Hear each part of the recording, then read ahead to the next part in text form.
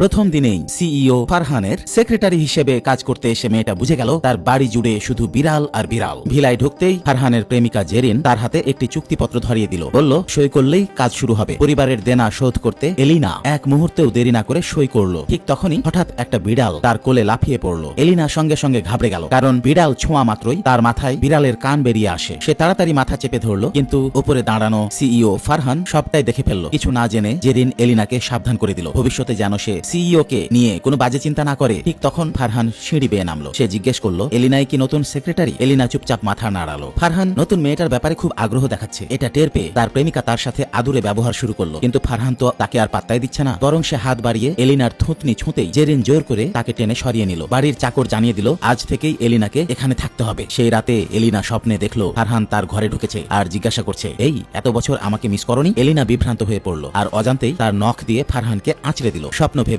সে কিছু বুঝতে পারেনি, কিন্তু সকালে নিচে নেমে দেখলো ফারহানের বুক জুড়ে আঁচড়ের দাগ। দৃশ্যটা তাকে ভয় পাইয়ে দিল। ঠিক তখন ফারহান তাকে অফিসে সঙ্গে যেতে বলল। জেরিন ভীষণ রেগে গেল, কারণ ফারহান ইদানিং বাড়ি থেকেই কাজ করছিল। তার ধারণা হলো এলিনার জন্যই সে এখন অফিস যাচ্ছে। অফিসে পৌঁছে ফারহান সবাইকে জানিয়ে দিল এলিনা এখন তার নতুন সেক্রেটারি, আর কোম্পানির বড় ছোট সব বিষয়ে এখন থেকে এলিনাই তার মতামত দেবে। সঙ্গে সঙ্গে অন্য নারী কর্মীদের মধ্যে হিংসা ছড়িয়ে পড়ল। তারা ফিসফিস করে বলতে লাগলো এলিনা নাকি অসৎ পথে এই পদে এসেছে। লিফটে উঠতে গেলে এক নারী কর্মী এলিনাকে আটকিয়ে অপবাদ দিল, সে নাকি ফারহানকে প্রলুব্ধ করেছে। এলিনা অস্বীকার করতেই সেই মেয়ে তাকে মারতে উদ্যত হলো। ঠিক সময়ে ফারহান এসে তার হাত ধরে ফেলে। সে ঘোষণা করলো এলিনাকে নিয়ে গুজব ছড়ানো সবাইকে চাকরি থেকে বের করে দেওয়া হবে। অপমানে সেই মেয়ে চলে গেল। ফারহান এলিনাকে বলল ভবিষ্যতে কেউ তাকে বিরক্ত করলে যেন সে সরাসরি জানায়। এলিনা মাথা নেড়ে চলে গেল। ফারহান নীরবে তার পিঠের দিকে তাকিয়ে রইল, কারণ এলিনাই ছিল সেই বিড়াল যাকে ফারহান পুষত। 5 বছর আগে ছোট সেই বিড়ালটি মানুষের রূপ নিয়েই স্মৃতি হারিয়ে পথ হারিয়েছিল। তখন থেকেই ফারহান প্রতিদিন তার ছবির দিকে তাকিয়ে অপেক্ষা করছিল কবে সে ফিরে আসবে। এবার তাকে খুঁজে পেয়েছে আর কখনো ছেড়ে দেবে না। বন্ধুরা, এভাবে আমার গল্পের নায়ক নায়িকার নাম তোমার নামে বানাতে চাইলে কমেন্টে নাম জানাও, আসবে সেই নাম এমন করেই কোনো এক ভিডিওতে।